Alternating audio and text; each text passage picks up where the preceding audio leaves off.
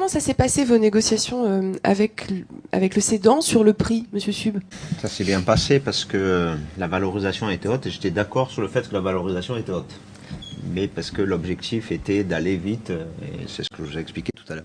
Par contre, il faut le régler rapidement. Et la vraie valorisation, donc il y a toutes les méthodes qui existent. La vraie valorisation, c'est la capacité d'entreprise à rembourser pendant le délai qu'on se donne. Donc c'est à la fois un problème délicat parce que toujours subjectif et très perturbant. Mais avec le recul, c'est un problème qui se règle.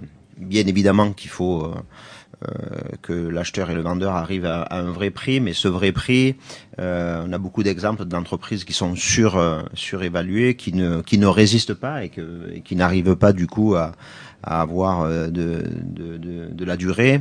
Donc le vrai prix, c'est le prix que vous êtes prêt à mettre et celui qu'il est prêt à céder, mais c'est aussi le vrai prix, la vraie valorisation d'entreprise qui vous permettra de payer vos remboursements, quoi. Je crois que c'est là où il ne faut pas confondre valorisation et prix.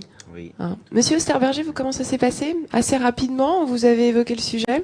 Dans mon cas, la négociation s'est faite sur la base d'une fourchette, un prix mini, un prix maxi. Et puis, avec l'aide des conseils extérieurs, les conseils des cédants, mes propres conseils, on arrive à réduire la fourchette.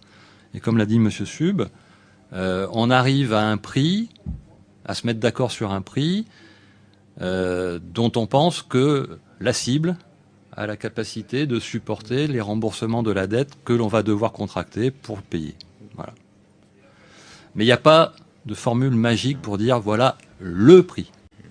Juste un dernier mot, monsieur. Oui, je voulais juste rajouter ce que vous avez évoqué tout à l'heure, ne pas confondre la valeur et le prix. La valeur, c'est issu de méthodes mathématiques, à condition de bien les choisir et de bien les expliquer, ça donne une fourchette de prix. Une fourchette de valeur, pardon. Et le prix, c'est celui de la négociation. C'est-à-dire que c'est celui-là le vrai. C'est celui, effectivement, où, une fois qu'on part de la valeur mathématique, il y a des éléments autres qui rentrent en jeu, et notamment, effectivement, le prix qu'on est prêt à payer en plus. La négociation, c'est elle qui fait le véritable prix. Parce que c'est un point qui me traverse la tête. Ne pas oublier, avec l'aide de ces conseils, de faire les retraitements qui s'imposent dans les chiffres historiques de la cible. Par exemple, dans mon cas à moi, la rentabilité que je voyais d'Europacom était supérieure à celle qui était présentée parce que j'avais 2 dirigeants dedans. Oui, donc il y a des retraitements de salaire. Donc il y a des retraitements etc., de salaire et charges et autres